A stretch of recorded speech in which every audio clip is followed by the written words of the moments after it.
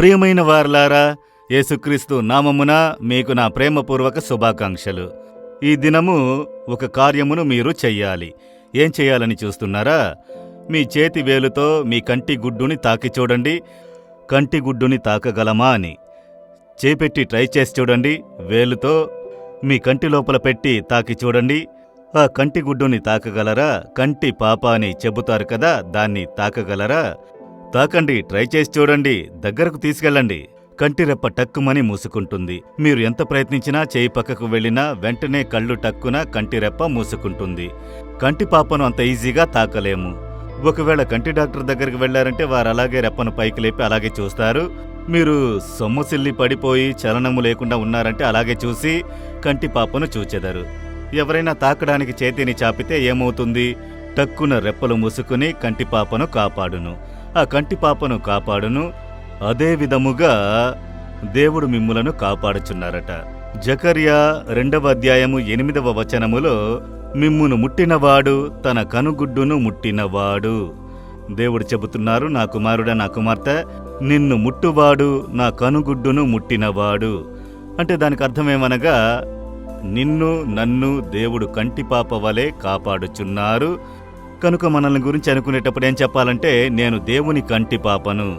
దేవుడు చెప్పేదారు, నీవు నా కంటి పాపవు, నీవు నా కంటి గుడ్డువి. నిన్నంత ఈజీగా ఎవరూ తాకలేరు, సాతానుడు తాకలేడు. లోక ఇచ్చలు, లోక కార్యములు నిన్ను టచ్ చెయ్యలేవు.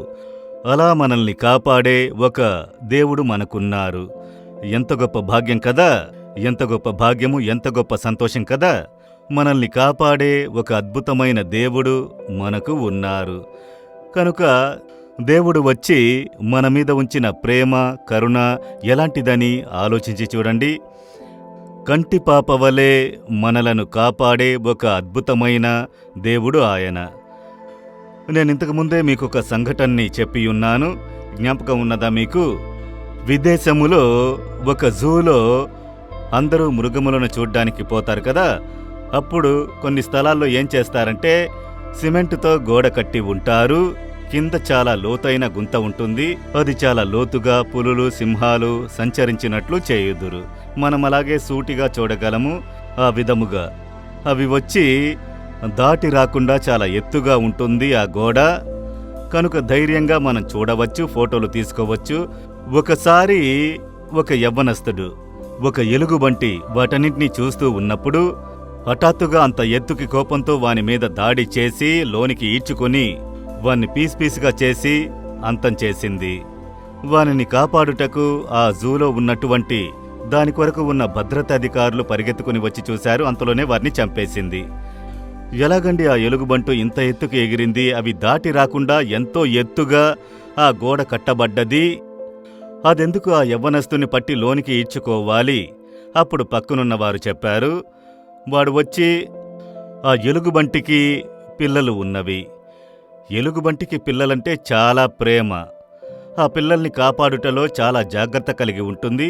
ఎలుగుబంటు పిల్లలతో ఉంటే ప్రక్కకు వెళ్ళండి అని చెబుతారు. ఎందుకంటే ఎలుగుబంటి తన పిల్లల్ని కాపాడుకోవడంలో చాలా అక్కర కలిగి ఉంటుంది. పిల్లల్ని తాకితే చాలు, చాలా ఆపద. వీడు ఏం చేశాడంటే పైనుండి ఆ పిల్లల మీద రాళ్లు విసిరి డిస్టర్బ్ చేశాడు. ఆ ఎలుగుబంటి చూస్తూ ఉన్నది. మళ్ళీ డిస్టర్బ్ చేస్తూ ఉంటే దాని పిల్ల అరుచుకుంటూ పరిగెత్తి తల్లి దగ్గరకు వెళ్ళింది. ఆ ఎలుగుబంటికి కోపం వచ్చింది.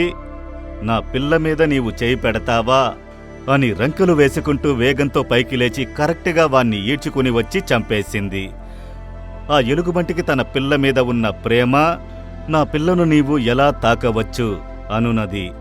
ఆ జూలో ఉన్న, ఆ జంతువుశాలలో ఉన్న అధికారులకు ఆశ్చర్యము, ఇంత ఎత్తుకు ఎలా ఆ ఎలుగుబంటి ఎగిరి ఒక మనిషిని ఈడ్చుకొచ్చి చంపేసింది? ఆ సమయమున దానికంత వేగం వచ్చింది తన పిల్లని కాపాడుకొనుటకు. నా బిడ్డను డిస్టర్బ్ చేస్తున్నాడు అన్న ఒక భావము. అదే విధముగానే దేవుడు మన మీద ప్రేమ ఉంచారు. మీరు నా పిల్లలు, నా రక్తము ద్వారా విమోచింపబడిన వారు, నా బిడ్డలు. వారిని తాకడానికి నీకు అధికారం లేదు సాతానా అని సాతాను మీద కోపంతో లేచెను. అందువల్లనే శత్రువు ప్రవాహం వలె వచ్చినప్పుడు ఆత్మదేవుడు జెండాను పైకెత్తునట, ముట్టుకోకు, డోంట్ టచ్ మై చిల్డ్రన్, నా పిల్లల్ని తాకకు అని కోపంతో ఆయన చెలరేగునట. కనుక అలా మనల్ని కాపాడే ఒక దేవుడు మనకి ఉన్నప్పుడు ఎందుకు కలవరపడాలి? మీ కుటుంబమును కాపాడెదరు, మీ ఉద్యోగమును కాపాడెదరు, మీ వృత్తిని కాపాడెదరు, మీ సేవను కాపాడెదరు, మీ శరీర ఆరోగ్యముని కాపాడెదరు, మీ జీవమును కాపాడెదరు, మీ రాకపోకలను కాపాడెదరు, కంటి పాపవలే. కనుక మీరేం చెప్పాలి? నేను దేవుని కంటి పాపను, యేసు రక్తము ద్వారా విమోచింపబడిన ఆయన కంటి పాపను, ఆయన బిడ్డను, నన్నెవరూ తాకలేరు అని విశ్వాసముతో చెప్పండి. సాతానుడు భయంతో వణికిపోవును. ఎవ్వరూ తాకలేరు చెబుతారా హృదయంలో చేపెట్టి? దేవా, మీ కంటి పాపగా నన్ను ఉంచినందుకు స్తోత్రములు. నేను యేసుని కంటి పాపని, సాతాను నన్ను తాకలేడు, నన్ను డిస్టర్బ్ చెయ్యలేడు. యేసు నామములో ఆమెన్, ఆమెన్.